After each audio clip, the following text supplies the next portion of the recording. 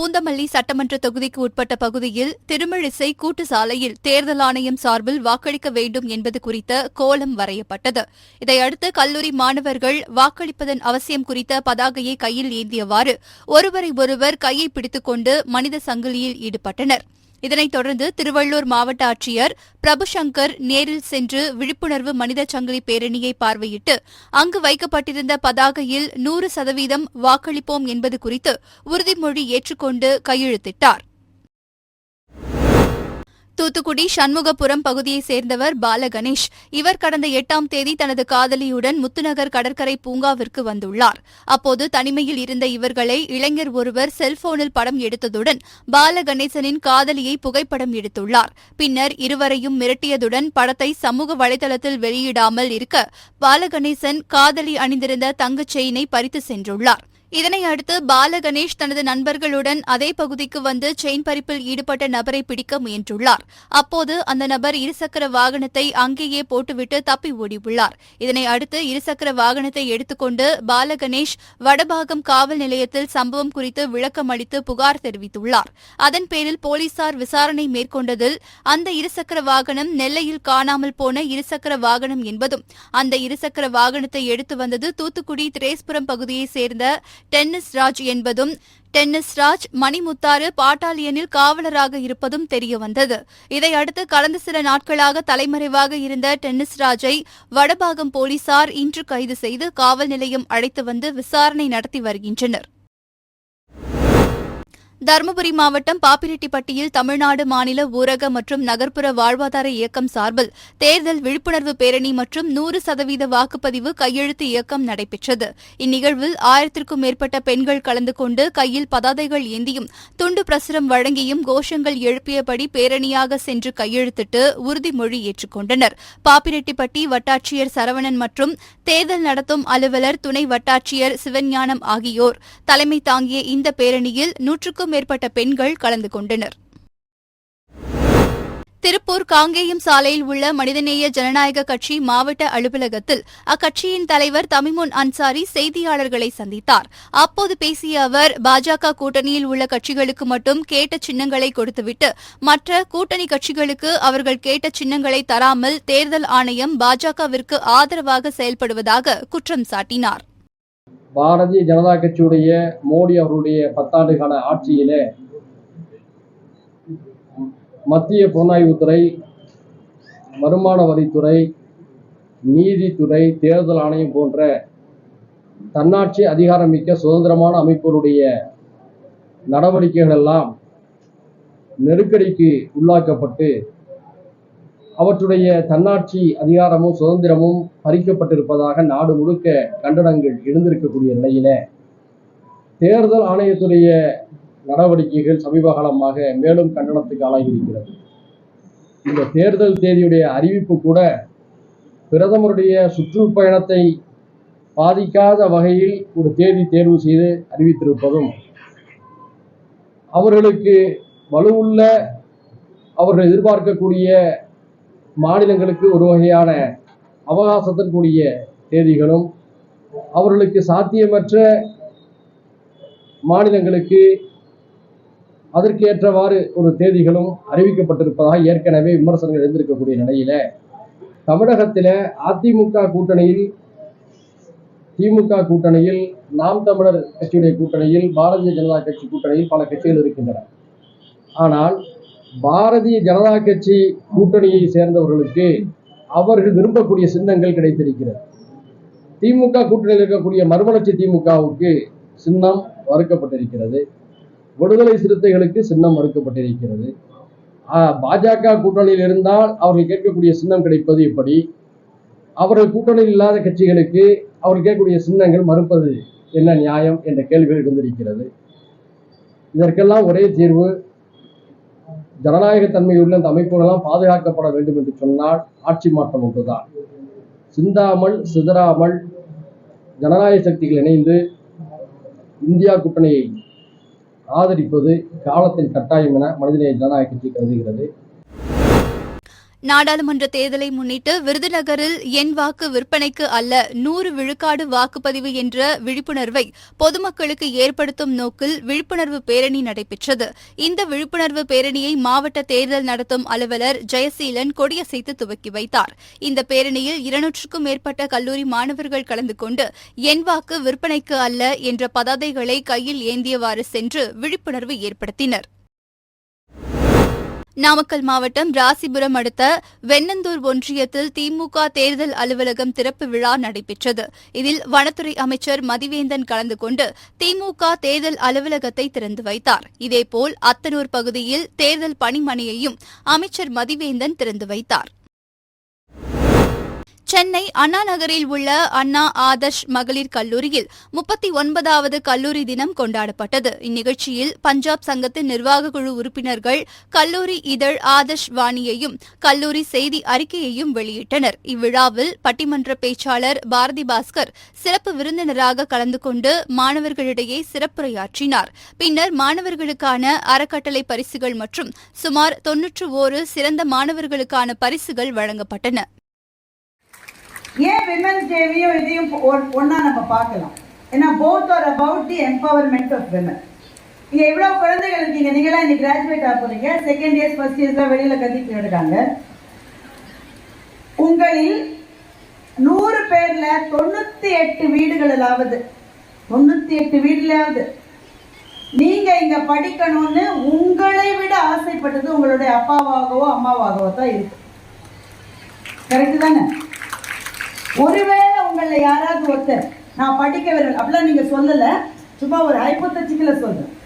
அதெல்லாம் ரொம்ப படிச்சுட்டேன், +2லயே போட்டு எங்களை பிரித்து மேய்ஞ்சிட்டாங்க. நான் +2ல எல்லாரும் சொல்லியிருப்பாங்க, இந்த ஒரு வருடம் நீ படித்தால் இனிமே வாழ்க்கையில நீ கஷ்டப்படவே வேண்டாம் சொல்லியிருப்பாங்களே.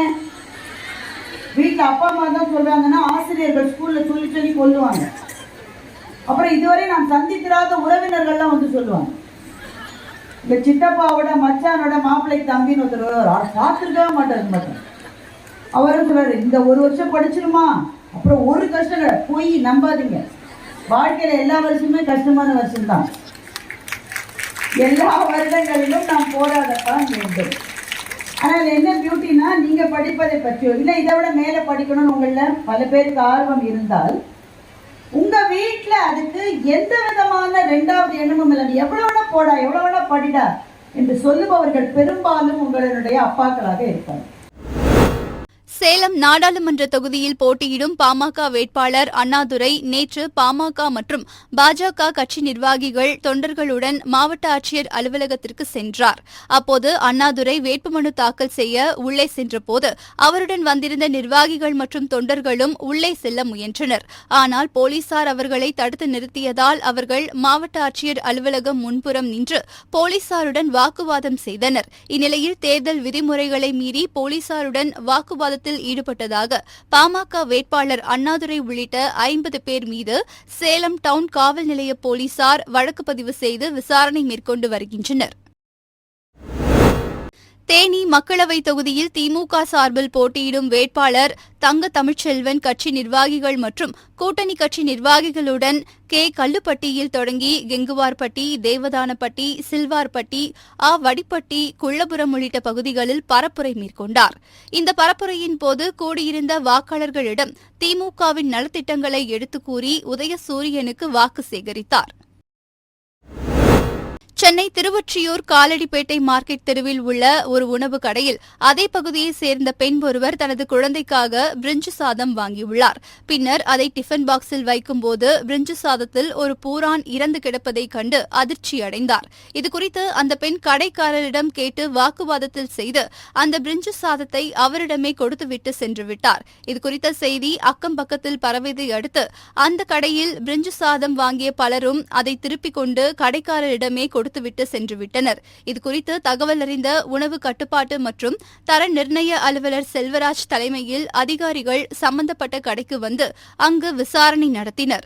அப்போது உரிமம் இல்லாமல் கடை செயல்பட்டு வந்தது தெரியவந்ததை அடுத்து சம்பந்தப்பட்ட கடை உரிமையாளரை எச்சரித்து முறையாக கடையை நடத்த வேண்டும் என்று கூறிவிட்டு அதற்கான ஒரு நோட்டீஸையும் வழங்கி சென்றனர்.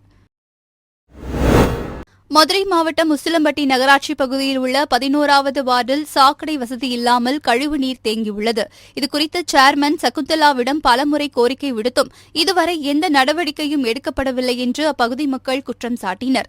இந்நிலையில் இன்று காலை சாக்கடை கழிவுநீர் அனைத்தும் தெருக்களிலும் வீடுகளிலும் புகுந்ததால் பொதுமக்கள் அனைவரும் மதுரை தேனி செல்லும் தேசிய நெடுஞ்சாலையில் மறியலில் ஈடுபட்டனர். இதனை அடுத்து தகவலறிந்து சம்பவ இடத்திற்கு சென்ற போலீசார் பொதுமக்களிடம் பேச்சுவார்த்தை நடத்தியதை அடுத்து அனைவரும் கலைந்து சென்றனர். திருப்பத்தூர் மாவட்டம் ஆம்பூர் அடுத்த வெங்கடசமுத்திரம் பகுதி முழுவதும் காலை 9:45 மணிக்கு நிறுத்தப்பட்ட மின்வெட்டு 10 மணி நேரத்திற்கு மேலாக தொடர்ந்ததால் அப்பகுதி மக்கள் மற்றும் பள்ளி கல்லூரி மாணவர்கள் கடும் அவதிக்கு உள்ளாகினர். மேலும் 10ஆம் வகுப்பு பொதுத் தேர்வு நடைபெற்று வரும் நிலையில் மின்சாரம் இல்லாமல் மாணவர்கள் அகல் விளக்கு மற்றும் மெழுகுவர்த்தி வைத்து படிக்கக்கூடிய சூழலுக்கு தள்ளப்பட்டனர். இதேபோல் ஐஸ்கிரீம் கடைகளில் வைக்கப்பட்ட 15,000க்கும் மேற்பட்ட ஐஸ்கிரீம் பொருட்கள் வீணானதாக வணிகர்கள் வேதனை தெரிவித்தனர். இது சம்பந்தமாக சின்ன வரிகம் மின்வாரிய அலுவலகத்திற்கு தகவல் தெரிவித்தும் ஊழியர்கள் பற்றாக்குறையால் சுமார் 10 மணி நேரத்திற்கு பின்னர் தற்காலிக மின்வாரிய ஊழியர்களை அனுப்பி வைக்கப்பட்டு மின்வெட்டை சரி செய்ததாக அப்பகுதி மக்கள் குற்றம் சாட்டுகின்றனர். பொதுமக்கள் 100% வாக்களிக்க வலியுறுத்தி சிவகங்கை மாவட்டம் மானாமதுரை அண்ணா சிலையில் இருந்து வருவாய்த்துறையினர் சார்பில் மினி மாரத்தான் போட்டி நடைபெற்றது. இந்த போட்டியை மானாமதுரை வருவாய் வட்டாட்சியர் ராஜா கொடியசைத்து துவக்கி வைத்தார். அண்ணா சிலை பகுதியில் தொடங்கிய மினி மாரத்தான் போட்டி முக்கிய வீதிகள் வழியாக வலம் வந்து யூனியன் அலுவலகத்தில் நிறைவு பெற்றது. இந்த மினி மாரத்தான் போட்டியில் பள்ளி மாணவர்கள் சுமார் 50க்கும் மேற்பட்டோர் கலந்து கொண்டனர். செங்கல்பட்டு மாவட்டம் கழுகம்பட்டு, நெமந்தம், சிறுவங்குணம், செங்காட்டூர் உள்ளிட்ட 20க்கும் மேற்பட்ட கிராமங்களில் திமுக சார்பில் காஞ்சிபுரம் தொகுதியில் போட்டியிடும் வேட்பாளர் ஜி. செல்வம் வாக்கு சேகரிப்பில் ஈடுபட்டார். அப்போது அவர் திமுக அரசின் பல்வேறு சாதனைகளை பொதுமக்களிடம் எடுத்துக் கூறியும் துண்டு பிரசுரங்கள் வழங்கியும் வாக்கு சேகரித்தார். இந்த பிரச்சாரத்தின் போது விடுதலை சிறுத்தைகள் கட்சியின் செய்யூர் சட்டமன்ற உறுப்பினர் பனையூர் மு. பாபு உள்ளிட்ட கூட்டணி கட்சியின் பிரதிநிதிகள் பலர் உடனிருந்தனர்.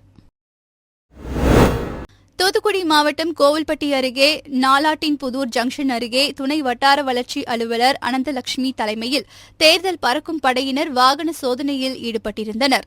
அப்போது அவ்வழியாக வந்த காரை நிறுத்தி சோதனை செய்ததில் ஆவணமின்றி 80,000 ரூபாய் இருப்பது கண்டுபிடிக்கப்பட்டது. தென்காசி மாவட்டம் கடையாலுருட்டி மால்குடிசாமி ஓட்டி வந்த காரில் அதே ஊரை சேர்ந்த ஜெயராமச்சந்திரன் மற்றும் அருண்குமார் ஆகியோர் கோச் வேனுக்கு பாடி கட்டுவதற்காக பணம் எடுத்து செல்வது தெரியவந்தது. ஆனால் அதற்கான ஆவணங்கள் ஏதும் அவர்களிடம் இல்லாததால் 80,000 ரூபாயை பறிமுதல் செய்து கோவில்பட்டி தாசில்தார் சரவண பெருமாள் மற்றும் தேர்தல் பிரிவு துணை தாசில்தார் வெள்ளத்துறை ஆகியோரிடம் பறக்கும் படையினர் ஒப்படைத்தனர்.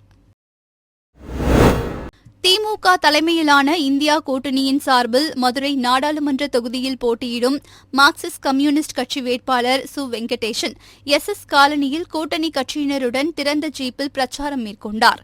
பின்னர் வைத்தியநாதபுரம் முனியாண்டி கோவில் பகுதிக்கு பிரச்சாரம் செய்ய வந்த அவரை மாநகர் தெற்கு மாவட்ட விடுதலை சிறுத்தைகள் கட்சியின் மாவட்ட செயலாளர் ரவிக்குமார், மணியரசு உள்ளிட்ட VCK நிர்வாகிகள் வரவேற்று பிரச்சாரத்தில் கலந்து கொண்டனர். 100% வாக்குப்பதிவை வலியுறுத்தி சென்னை கொளத்தூரில் தனியார் பள்ளியில் விழிப்புணர்வு நிகழ்ச்சி நடைபெற்றது. இதில் பள்ளியின் வளாகத்தில் 11,000 சதுர அடி பரப்பளவில் ஆசிரியர்கள் ஒன்று சேர்ந்து 50 அடி நீளம் 30 அடி அகலம் கொண்ட ஒரு விரல் புரட்சி ரங்கோலி கோலம் பிரம்மாண்டமாக வரைந்திருந்தனர். மேலும் இந்திய வரைபடத்தின் மீது வாக்குப்பதிவு விரலும் வாக்குப்பதிவு எந்திரம் இந்திய நாடாளுமன்றம் என அருகருகே பெரிய வடிவிலான ரங்கோலி கோலங்களையும் ஆசிரியர்கள் வரைந்த வண்ணங்களை அனைவரையும் கவர்ந்தது.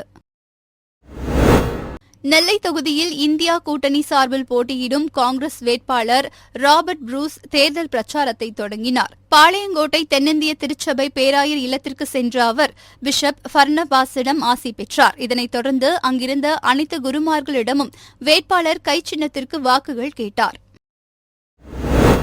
தருமபுரி மாவட்டம் கடத்தூர் இபி ஆபீஸ் பகுதியில் தேர்தல் பறக்கும் படை அலுவலர் வெண்மணி தலைமையிலான அதிகாரிகள் வாகன சோதனையில் ஈடுபட்டிருந்தனர். அப்போது அவ்வழியாக வந்த டாடா ஏசி வாகனத்தை நிறுத்தி வாகனத்தை ஓட்டி வந்த கொல்லப்பட்டி பகுதியைச் சேர்ந்த மணிகண்டன் என்பவர் கொண்டு வந்த பையை சோதனை செய்தபோது உரிய ஆவணங்களின்றி 89,120 ரூபாய் கொண்டு வந்தது தெரியவந்தது. தொடர்ந்து அவரிடம் விசாரணை செய்ததில் அவர் பாப்பிரெட்டிப்பட்டி, கடத்தூர் உள்ளிட்ட பகுதிகளில் உள்ள மளிகை கடைகளுக்கு மளிகை பொருட்களை விற்பனை செய்யும் தொழிலில் ஈடுபட்டு வருவதும், விற்பனை செய்ய பொருட்களுக்கு உண்டான பணத்தை அவர் இன்று வசூல் செய்து அந்த பணத்தை தருமபுரிக்கு கொண்டு சென்றதும் தெரியவந்தது. இருப்பினும் அந்த பணத்திற்கு உரிய ஆவணங்கள் இல்லாததால் அவற்றை பறிமுதல் செய்து தேர்தல் நடத்தும் அலுவலர் ஷெர்லி ஏஞ்சலா மற்றும் தனி வட்டாட்சியர் பெருமாளிடத்தில் ஒப்படைத்தனர். சேலம் மாவட்டம் மேட்டூர் வட்டாட்சியர் அலுவலகத்தில் துணை வட்டாட்சியராக பணிபுரிந்து வந்தவர் நர்மதா. இவரது கணவர் மணிகண்ட சபரி மேட்டூர் சாராட்சியர் அலுவலகத்தில் முதுநிலை வருவாய் ஆய்வாளராக பணிபுரிந்து வருகிறார். இவர்களுக்கு 4 வயது ஆண் குழந்தை உள்ளது. இந்நிலையில் தேர்தல் துணை வட்டாட்சியர் நர்மதா தனது வீட்டில் துப்பட்டாவால் தூக்கிட்டு தற்கொலை செய்து கொண்டார். இதுகுறித்து மேட்டூர் காவல் நிலையத்தில் புகார் அளித்த அவரது கணவர் மணிகண்ட சபரி நர்மதா மன அழுத்தத்தில் இருந்ததாகவும் இதற்காக மருத்துவரிடம் சிகிச்சை பெற்று வந்ததாகவும் தெரிவித்துள்ளார். இச்சம்பவம் தொடர்பாக மேட்டூர் போலீசார் வழக்கு பதிவு செய்து சடலத்தை பிரேத பரிசோதனைக்காக மேட்டூர் அரசு மருத்துவமனை அனுப்பி வைத்து விசாரணை செய்து வருகின்றனர்.